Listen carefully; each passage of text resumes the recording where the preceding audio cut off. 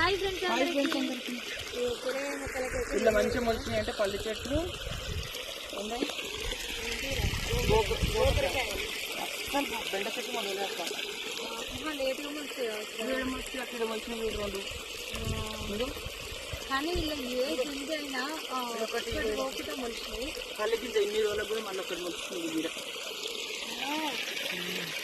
ప్రతి ఒక్క రకం పెట్టిన మేము వచ్చినసారి మరి అన్ని కాత కాసి మీకు చూపించేటట్టు కావాలి. మరి మధ్యలో వారు ఏం చేస్తే నీళ్ళు లేక నీళ్ళు గంట కూడా వస్తలేదు అనమాట తోటకు నీళ్ళు కట్టడానికి. అదే ఇబ్బందులు.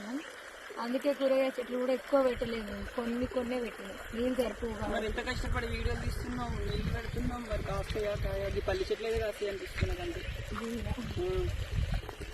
ఇక్కడ మొత్తం నార అనమాట. టమాటా నార